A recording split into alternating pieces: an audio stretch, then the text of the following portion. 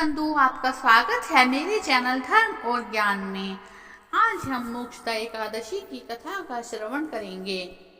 बंधु, आप चैनल पर नए हैं तो चैनल को लाइक करके सब्सक्राइब करें और ऑल नोटिफिकेशन पर सेट करें ताकि आपके पास मेरी आने वाली सभी वीडियो का नोटिफिकेशन मिल जाए। मार्गशीर्ष मास की शुक्ल पक्ष की एकादशी मोक्षदा एकादशी कहलाती है।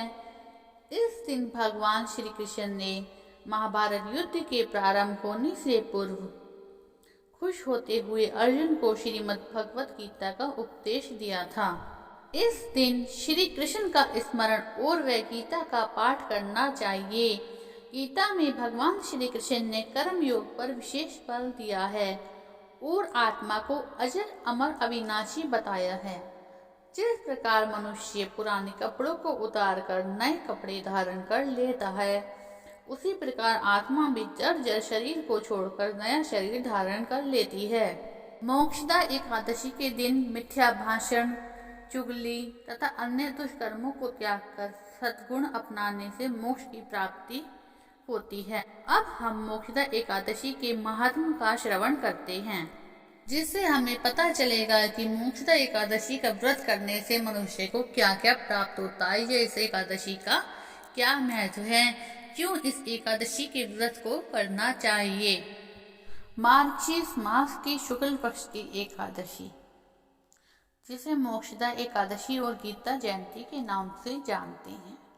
युधिष्ठिर बोले, हे भगवान कृष्ण, अब आप मुझे 26 एकादशियों के नाम व्रत की विधि बतलाइए तथा किस देवता का पूजन करना चाहिए यह भी कहिए। भगवान कृष्ण बोले, मार्गशीर्ष मास शुक्ल पक्ष की एकादशी का नाम मोक्षदा है। यथा नाम तथा गुण अर्थात मोक्ष देने वाला व्रत है। 12 मासों में मार्गशीर्ष को मैं उत्तम मानता हूँ। यह गीता में अर्जुन से कह चुका हूँ।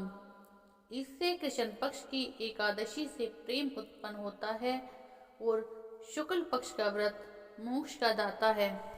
इस व्रत में दामोदर भगवान का पूजन करना चाहिए। आज व्रतधारियों को भगवान से मेरी उखल बंधन लीला का श्रवण करना योग्य होता है। अब मोक्षदा एकादशी की पौराणिक महात्म की कथा सुनाता हूँ। प्राचीन गोकुल नगर में बेखानस नाम का राजा धर्मात्मा और भक्त था। उसने रात्रि को सपन में अपने पूज्य पिता को नरक भोगते हुए देखा। प्रातःकाल ज्योतिषी व वेद पाठी ब्राह्मणों से पूछने लगा कि मेरे पिता का उद्धार कैसे होगा। ब्राह्मण बोले, यहाँ समीप में पर्वत ऋषि का आश्रम है। उनकी शरणागत से आपके पिता शीघ्र ही स्वर्ग को चले जाएंगे। राजा पर्वत मुनि की शरण में गया। दंडवत करके कहने लगा, मुझे रात्रि को स्वप्न में पिता का दर्शन हुआ है। वह बेचारी यमदूतों के हाथ से दंड पा रहे हैं। आप अपने योग बल से बतलाइए, उनकी मुक्ति किस साधन से शीघ्र ही होगी। मुनि ने विचार कर कहा, और धर्म कर्म सब देरी से फल देने वाले हैं। शीघ्र वरदाता तो केवल शंकर जी ही प्रसिद्ध हैं, परंतु उनको प्रसन्न करने में देर अवश्य लग जाएगी। परंतु तब तक तो मेरे पिता की दुर्गति हो जाएगी। इस कारण सबसे सुगम और शीघ्र फलदाता मोक्षदा एकादशी का व्रत है।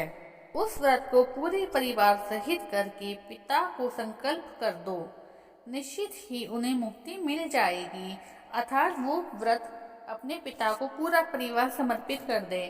राजा ने कुटुंब सहित मोक्षदा एकादशी का व्रत करके फल पिता को अर्पण कर दिया। उसके प्रभाव से वह स्वर्ग को चले गए। जाते हुए पुत्र से बोले, अब मैं परम धाम को जा रहा हूँ। श्रद्धा भक्ति से जो मोक्षदा एकादशी का महात्म सुनता है, उसे वाजपेयी यज्ञ का फल मिलता है। इस दिन गीता का पाठ करना भी बहुत मोक्षदायी होता है। चाहे एक ही अध्याय का श्रवण करें या पढ़ें, लेकिन जरूर करें। कि इस दिन गीता जयंती भी मनाई जाती है, क्योंकि इसी दिन ही भगवान श्री कृष्ण ने कुरुक्षेत्र में अर्जुन को गीता का ज्ञान दिया था। इससे भगवान कृष्ण बहुत ही अधिक प्रसन्न होंगे यदि आप भगवान कृष्ण के निमित्त गीता का पाठ करते हैं और किसी को सुनाते हैं। कमेंट्स में राधे राधे जरूर लिखिए। एकादशी वाली दिन भगवान विष्णु के मंत्र का जाप, ओम श्री विष्णुवे नमः, इस मंत्र का जाप करें, या ओम नमो भगवते वासुदेवाय नमः मंत्र का जाप करें, या हरे राम हरे कृष्णा मंत्र का जाप करें, और पीपल पे जल अर्पित करें, क्योंकि पीपल को स्वयं विष्णु स्वरूप ही माना जाता है।